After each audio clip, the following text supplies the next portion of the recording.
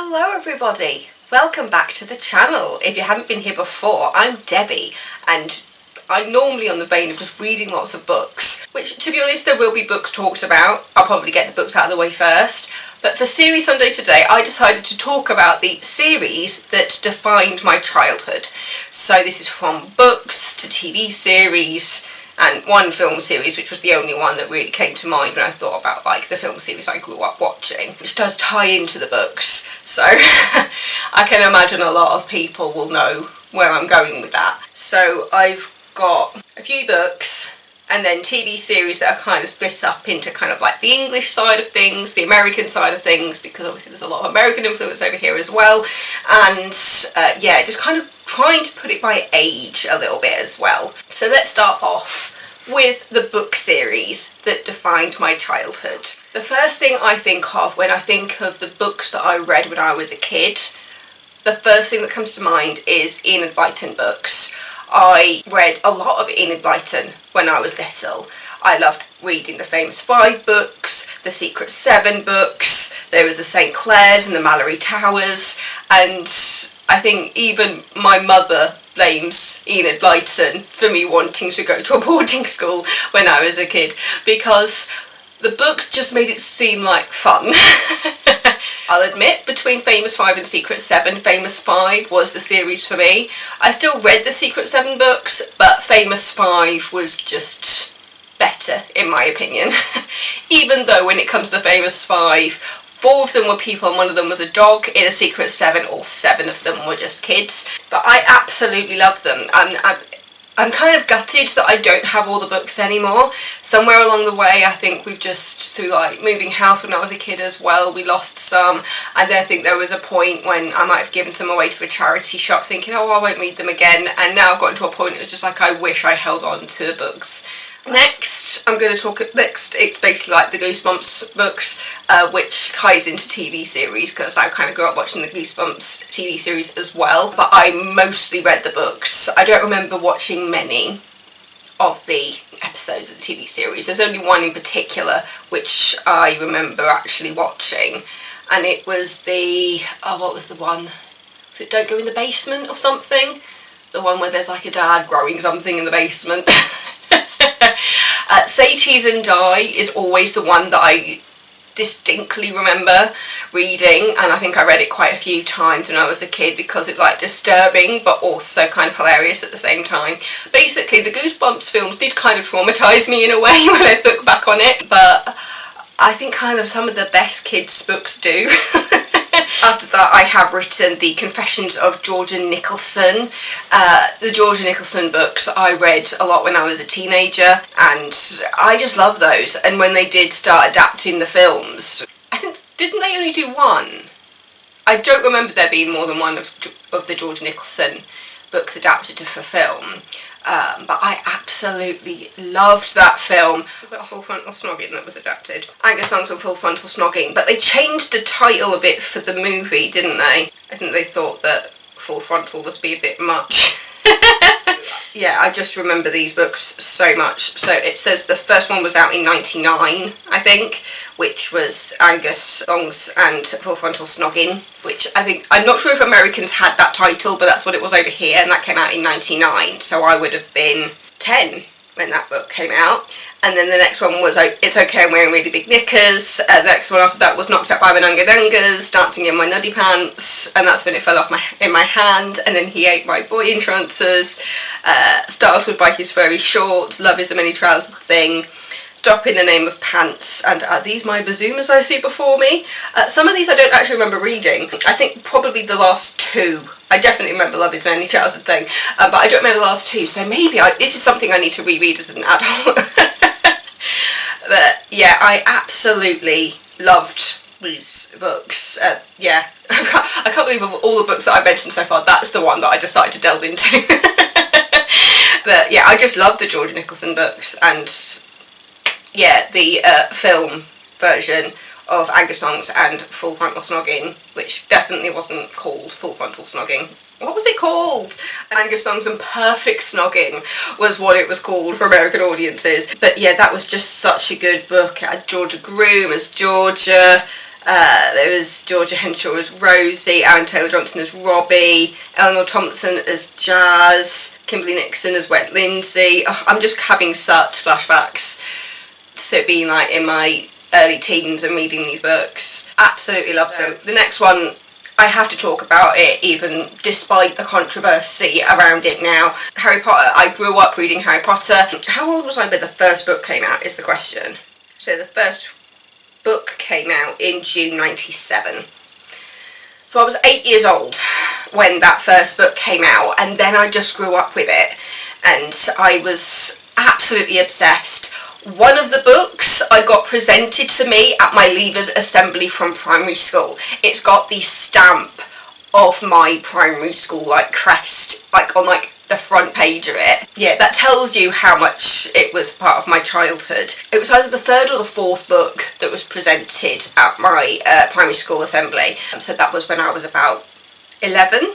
Based on that, I think it might have been the third book. My generation were known as the Millennium Kids because we finished primary school and started high school in like 2000. So, yeah.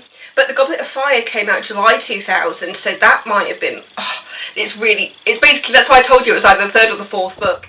I got the book out of my wardrobe. It was The Goblet of Fire. So when I open it up, first page. This book was presented to Deborah Bartlett on the occasion of the Leavers Assembly, Tuesday the 25th of July 2000. And that is my primary school crest. I was a cross-eyed creep. That was the nickname for the kids that went to Crossley Street. We were cross-eyed creeps. Yep. So that was the book. Number 4.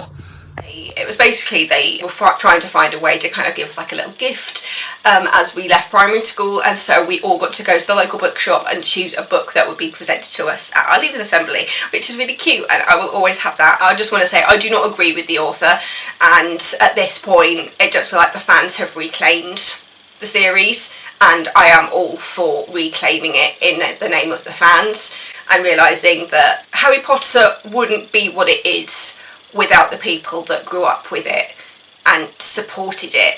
It's just one of those things where it's just like, I can't deny the role that Harry Potter played in my childhood. Yeah, I'm with the fans in reclaiming Harry Potter. So now let's move on to the TV series of my childhood. I've tried to split this to kind of like English and American, but I think there's kind of a bit of a crossover anyway. So the first thing I wrote down was Bernard's Watch. I don't know if many people remember this show, but I was obsessed with Bernard's Watch. Basically, it was about a kid called Bernard who had this stopwatch where basically he could pause time with it, and he would pause time and he would get things done while the time was paused and then turn it back on again when it suited him. And I always liked the idea of being able to pause time. And do you know what I wanted to do with my pause time? Read books! That was one of the first things that came to mind when I thought of the TV series that made my childhood. I absolutely loved Bernard's Watch and just the idea of being able to pause time to get jobs done or have a nap. I just loved it, and yeah, because I mean I was the kind of person where when I went to bed and I read under the covers, my mum and dad would come in and say, come on, put the book down, you got school tomorrow. Basically, their worst problem with me was trying to get me to sleep on a school night because I just wanted to stay up and read. Were they really that angry with me? I don't actually know. But it was probably better than me staying up to watch Jonathan Ross on a Friday night because my mum hated Jonathan Ross. Sorry, Jonathan Ross. He doesn't have a clue who I am anyway. The next one that I've written down was Julia, Jekyll and Harriet Hyde. This was a kids' adaptation of the story of Jekyll and Hyde. And it was the idea that you had Julia, she was a young girl, and then when she got angry, she turned into Harriet. It was brilliant. And the actress who played Julia Jekyll and Harriet Hyde has done really well for herself, and I have seen her in so many things. Starred Olivia Hallinan, and she's one of those people where I think she's just been in everything. Sugar Rush! Oh my god, I completely forgot about Sugar Rush. Girls in Love! I haven't even talked about the Jacqueline books. Oh my god, I completely forgot about them. The Jacqueline Wilson books. I definitely grew up reading them. I can't believe I forgot to put them on my list. The Olivia Hallinan was in the Girls in Love series just reminded me that I read all the books as well. Yeah, there was Girls in Love, Girls Under Pressure, Girls Out Late and Girls in Tears. Lots of Jacqueline Wilson books were part of my childhood. The next one I've got is The Secret Life of Toys. Now, I have talked about this show for years because so many people just didn't have a clue what I was talking about and kept confusing it with another show that had quite a similar premise. What I always remembered about this and how I describe it to people who have no idea what I'm talking about, I just always remembered the beginning of it, which was the kids playing in their bedroom, and then the mother or father would call them away for like dinner or some sort of something, and then the camera would pan around the room to the teddy bear who would then wake all the other toys up. And that is just ingrained into my memory. And when somebody was finally able to tell me what the show was, and they were just like, that was The Secret Life of Toys, wasn't it? And I googled it, and then I found the opening sequences on YouTube, and I was just like, yes, this is the clip that has replayed in my brain for years. The Secret Life of Toys. It's basically kind of an early version of Toy Story. It was brilliant. I absolutely loved it. Next one I've written down is just Rosie and Jim. I mean, who didn't grow up watching Rosie and Jim? Next I put Andy Pandy. Now, I've got an interesting story about Andy Pandy because the fact is I always remember watching Andy Pandy in black and white, and other people my age who watched Andy Pandy just remember it in colour. And I was just like, why do I always remember watching it in black and white? So I went to my mum and just said, why is it that while all my friends remember it in colour, that I only remember watching it in black and white? And my mum was just like, that's probably because you were watching it on our black and white television. And it was just like, oh my god! No wonder I look like a crazy person around my friends when I talked about Andy Pandy, because my generation were growing up with the colour version of Andy Pandy, so why was I remembering it just in black and white? It was because back in the early 90s, my mum and dad had a black and white television in our house, and we watched a lot on it. I don't remember anything else being in black and white. I just remember watching Andy Pandy on the black and white television. But yeah, it's amazing how stuff like that can influence your memories. Hey everyone, Editing Debbie, just stepping in just to let you know. In regards to Andy Pandy, there was a 2002 version of Andy Pandy, but I was 13 then and wasn't watching Andy Pandy by that point. So the version that I would have been watching was likely to have been the 70s version, which was broadcast in colour, but I was watching it on a black and white television. There is also the possibility that I watched some episodes of the 1950s version, just to confuse everybody, but it was aired on television in the early 90s, both the 50s and the 70s version. No wonder I'm so confused. Next I have put Brum. Americans won't have a clue what this is. Brum was a TV show. It was probably like 10-15 minutes long, and it was about a car called Brum. I don't know how else to describe it. This was Brum. That's the car. And it was just about a car and its adventures. It started September 1991, so I would have been 2 when it first started, and its final episode was in 2002 when I was 13. I don't remember watching it for quite that long, but I did absolutely love it. It said that there was 3 series between 1991 and 2002, with 2 revived CGI series appearing on YouTube in 2016. Wow. Yeah, and it was originally narrated by Toya Wilcox, and then Tom Wright, and then Sarah Witchell. Yeah, it was set in Birmingham. From the Wikipedia page, because I think that's probably the best place to kind of get the description. Brum is the story of a small, sentient replica car who ventures out into the big town when his owner isn't looking and gets up to all manner of adventures.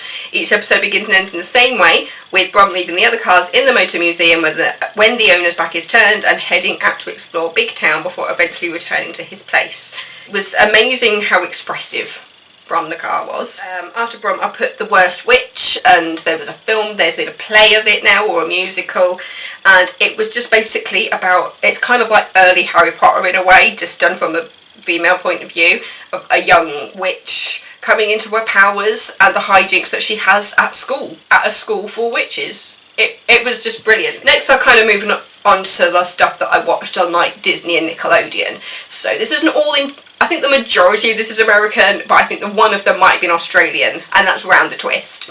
I swear that was an Australian show. Yeah, Australian children's comedy show that was on for 4 seasons. Apparently it started in 1990, and then was also on American's ABC from 93 to 2001.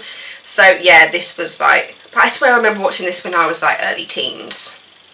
And I think it was on Nickelodeon. And yeah, it was just set around an old lighthouse.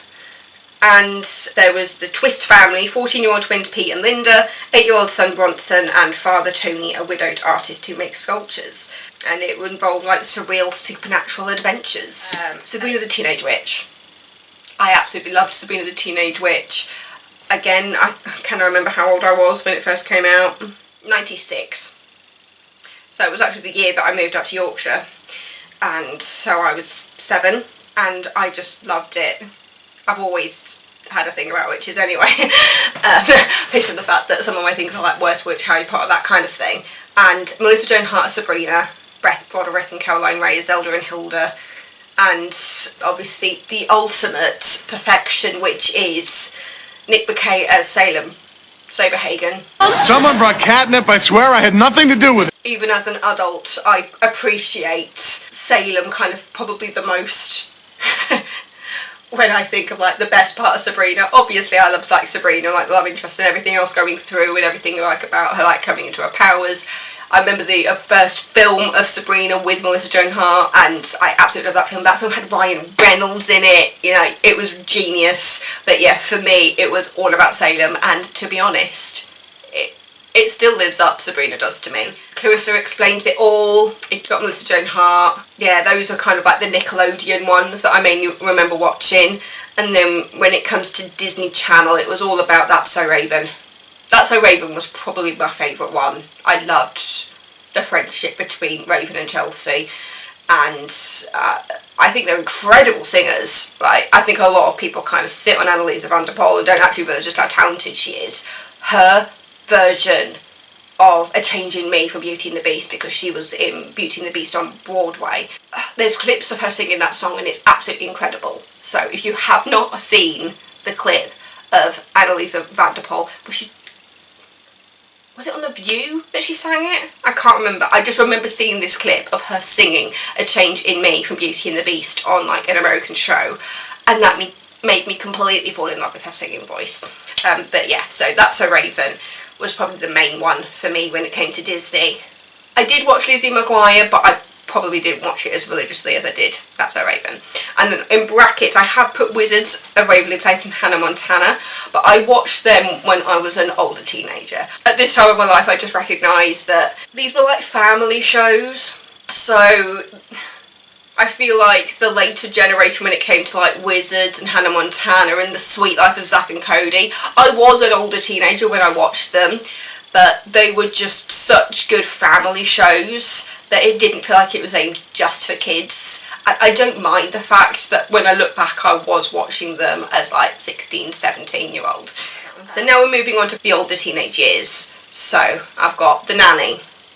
I absolutely love The Nanny. I rewatched it actually not that long ago. Still holds up for me completely. Fran Drescher is fine, and I mean, even back then, I think for me the big thing was the relationship between Cece and Niles, and it always will be. Just that kind of love-hate relationship that they had. And I mean, they always went on about how Cece was completely crazy, but when I watch it back, I'm just there going, no, Cece was just incredible. You know, she was this businesswoman, she was independent. Yes, she was in love with Mr. Sheffield, but he was just completely oblivious. Just some of the things that Niles does to kind of like interrogate her a bit, it's hilarious. I mean, some of it can get very dark, and it's one of some of those things where you look at it and just think, yeah, you would not get away with that today. But at the time, it was hilarious, and you can still feel the comedy coming through. And Lauren Lane as Cece is just chef's kiss. To be able to play a role like Cece is like the dream. And plus, her wardrobe was fantastic. I mean, everybody always talks about Fran's outfits. Me, I look at all the wonderful things that Cece wore and just thought, yes, that is what I want to wear. I didn't have the body to get away with what Fran was wearing, but when I looked at what Cece was wearing, it was just like, yeah, I see you. Next, I could not go through this list without talking about Friends. At this point, it's become a show that is just part of everybody's childhood, I think. Well, for anybody who kind of grew up like through like the early to mid-90s and onwards, considering the fact that it still lives and it's still brilliant. And it's just one of those shows that you can just pop on in the background and it's just still funny. You can rip apart the relationships now if you want. You can talk about how Ross is just ridiculous, and the fact is though, the point was that you didn't identify and agree with them all the time. They all had their moments, but at the time it was doing something that other shows weren't, which then leads me on to Will and Grace. Having to choose between Friends and Will and Grace, for me, it was always Will and Grace. I absolutely adored Will and Grace. I had a bit of a thing with the fact that one of the lead actresses was called Deborah, and I didn't know that many Deborahs back then, so it was just like, oh, there's a Deborah on TV, yay! I didn't know of any actresses, like, in, like, the current times with the name Deborah. Like, you can look back on people like Deborah Kerr, but you don't just see many Deborahs, and so, even though it was spelt slightly different to my Deborah, that was one thing that I always liked about the fact that she was just called Deborah Messing. But for me, as with a lot of shows, I always find like I'm more attracted to the sidekicks, and for me, Jack and Karen were the best part of Will and Grace. Megan Mullally, Sean Hayes, they still have my heart. The next ones, these are the shows that were always on in the morning as I was getting ready for school. Frasier, Everybody Loves Raymond, sometimes Seinfeld, but it was mostly Frasier and Everybody Loves Raymond. And they're still on at round about the same time every morning now. Like the times that I remember watching it when I was a teenager, it's still on TV now in my 30s at around about the same time on a weekday morning, and I find that hilarious that people still watch it at that same time, like so many years later. Because like I'm 34 and they were on TV when I was getting ready for school when I was like 13, 14, 15. That's wild to me, but both of them were brilliant. Again, when if I think I have to like choose between Frasier and Everybody Loves Raymond, I'd probably go for Frasier. And I will say, because even though I didn't technically grow up with it, I absolutely loved watching the reruns of Cheers. I have to put that out there, considering the fact that Frasier was a spin-off of Cheers. And then when I look at like the cartoons that I watched, Rugrats, SpongeBob, kind of stop motion animation, Pingu. That's everything, because I've mentioned the film series Harry Potter. Yeah. So those are some of the series that define my childhood. Those are the ones that when I think about it, those are the first ones that pop to my mind. I hope you enjoyed hearing about the series that defined my childhood. And it's been really fun actually to kind of go back and think about the stuff. And the fact that as I went along, there were some things that I'd forgotten about, like the Jacqueline Wilson books. It is weird looking back on my childhood now at the age of 34 and just thinking, where did it go? But now I have a 6-year-old niece and she will have series that define her childhood. And when I think about the series that already are, she's got Disney in there. She's a Disney kid like the rest of us in the family. To be honest, I think her dad is a bigger Disney fan than she is sometimes. Those are some series that I remember from my childhood. Book, TV, and then the one film series that I really got into. And some people were saying, well, what about like Lord of the Rings? I never watched the Lord of the Rings films. I watched one of them on a French exchange, where I watched it in French with English subtitles, and I don't really remember it.